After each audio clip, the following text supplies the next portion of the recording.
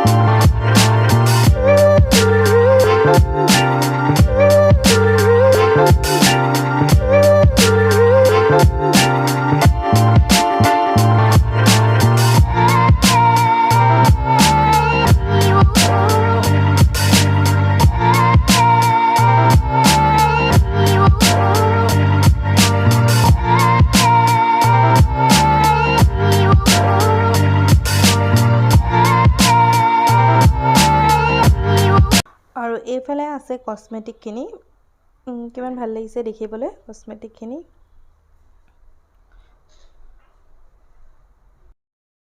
আহি পালোঁ এম বজাৰৰ পৰা বজাৰ চজাৰ কৰিলোঁ ম'ম' চম' চব খাই ল'লোঁ আৰু এতিয়া কি বজাৰ কৰিছোঁ সেয়া আপোনালোকক দেখুৱাম মই দেখুৱাই আছোঁ এইটো হ'ল মছলা থ'বলৈ কাৰণে আনিছোঁ এইটো প্ৰাইচটো অফাৰ প্ৰাইচত আছিলে 125 কমত পালোঁ কাৰণে লৈ ল'লোঁ আৰু এইটো এটা মোক বহুত দৰকাৰ হৈ আছিলে বাহিৰৰ কাৰণে এইটোও লৈ ল'লোঁ বেটীৰ কাৰণে হাইনেক এটা ল'লোঁ 150 আকৌ বেটীয়ে টিফিন বক্স এটা ল'লে আকৌ আৰু এটা মোৰ জৰুৰী বস্তু ষ্টিলৰ জগ এটা মোক বহুত দিনৰ পৰা ল'ম কৈ আছিলে আৰু ইয়াৰ ডিজাইনটো দেখিছেনে ইমান ধুনীয়া ডিজাইনটো পূৰা হিকটি আহি আছে মোৰ বেটীয়ে ৱাটাৰ বটল এটা ল'লে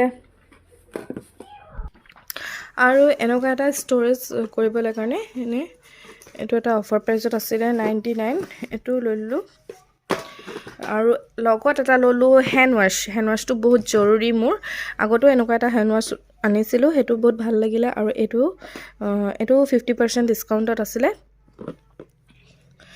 আৰু এইটো ভণ্টিয়ে পাৰ্চ এটা ল'লে এনেই আৰু হেণ্ড পাৰ্চ আৰু বেটীৰ কাৰণে এইকেইটা ল'লোঁ কেনেকুৱা লাগিছে কমেণ্টত জনাব ইমান কিউট লাগিছে ন বস্তুকেইটা দেখি আৰু ভণ্টিয়ে ল'লে ইয়েৰিংছ এইযোৰ ইয়েৰিংছ উলিয়াই দেখাওঁ দেই কেনেকুৱা লাগিছে ইয়েৰিংছযোৰ এইয়া ইমান কিউট লাগিছে চাওক ভাল লাগিছে নাই কমেণ্টত জনাব দেই নহ'লে লাইক এটাকে মাৰি দিব এয়া বাছ ইমানেই বজাৰ কৰিলোঁ আহি গ'লোঁ আৰু বেটী যি কান্দিছে চিঞৰি বাপৰে তাই মানে হৈ গ'ল আৰু ঘৰত যায় আমনি লাগিছে তাই বোলে এতিয়া আহিলোঁ পাকঘৰলৈ ৰাতিৰ সাজ বনাবলৈ কেৰাহীখন গৰম কৰি তাতে তেল ঢালি লৈছোঁ প্ৰয়োজন অনুপাতে তেলখিনি গৰম হ'লে 4টামান পিঁয়াজ কাটি থৈছোঁ মিহি মিহিকৈ সেইখিনি তাত ঢালি দিম আৰু বনাব লৈছোঁ চিকেন চিম্পুলভাৱে বনাম এয়া পিঁয়াজখিনি এতিয়া ঢালি দিলোঁ অকণমান ৰঙচুৱা হ'লেকৈ মই পিঁয়াজখিনি ভাজিম 2 মিনিটমান সময় ভাজিব লাগিব পিঁয়াজখিনি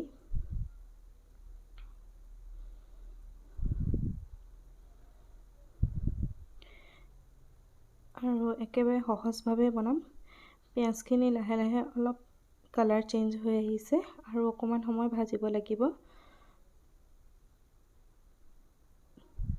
এয়া এতিয়া আমাৰ পিঁয়াজৰ কালাৰটো চেঞ্জ হৈ গ'ল আৰু এতিয়া ইয়াত মই পিচি থোৱা আদা নহৰু পেষ্ট দি দিম। একেলগে আদা নহৰু পেষ্ট কৰি থৈছিলোঁ, 1 চামুচ আৰু অকণমান দিম।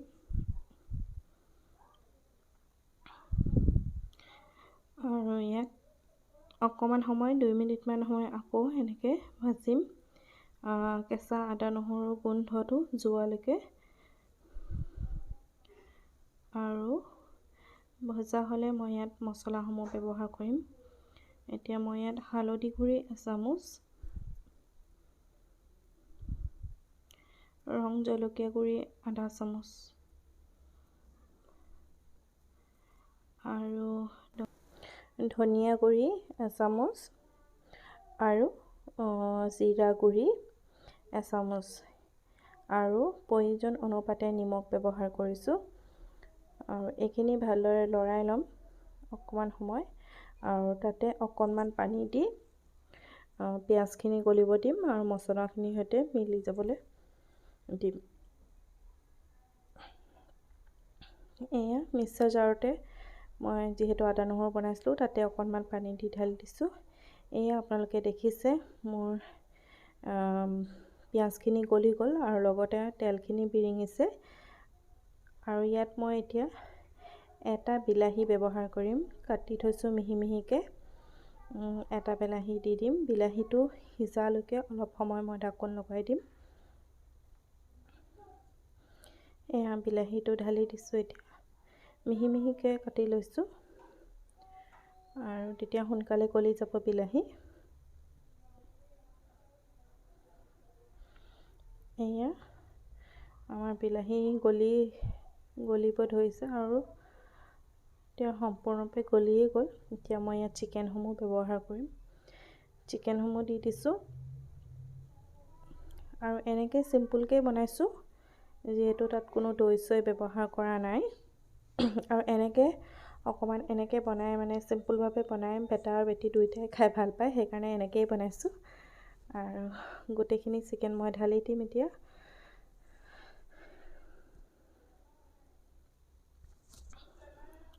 আৰু এতিয়া মই ভালদৰে চিকেনসমূহ মছলাৰ সৈতে মিলাই ল'ম, লৰাই দিম ভালদৰে।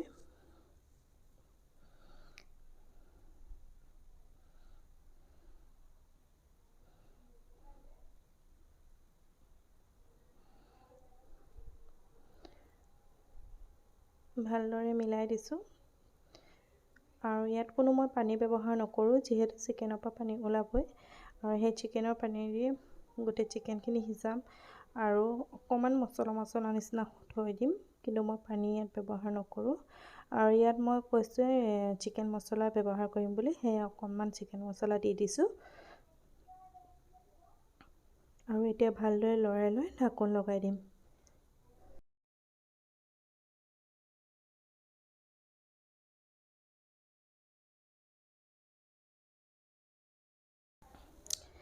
এয়া ঢাকোনখন খুলিছোঁ। এতিয়া এয়া চিকেনৰ পানী আছে এতিয়াও, আৰু এইখিনি পানীতে আমাৰ চিকেনখিনিও সিজি যাব ধুনীয়াকৈ। ইয়াত কোনো পানী ব্যৱহাৰ নকৰোঁ। আৰু ভালদৰে 2-3বাৰ এনেকৈ লৰাই দি ঢাকোন লগাই দিম। এয়া মোৰ চিকেনো সিজি গ'ল, লগতে মোৰ তেলখিনি বিৰিঙি গ'ল, দেখিব পাইছে। আৰু ফাইনেল লুকটো আপোনালোকক দেখুৱাই দিওঁ। এয়া মোৰ ৰেডি চিকেন। আজি ভিডিঅ'টো ইমানতে সামৰিছোঁ। যদি ভাল লাগিলে লাইক কৰিব, শ্বেয়াৰ কৰিব, লগতে চেনেলটো ছাবস্ক্ৰাইব কৰি দিব। নতুনকৈ যিসকলে চাই আছে তেন্তে আজিলৈ বাই বাই।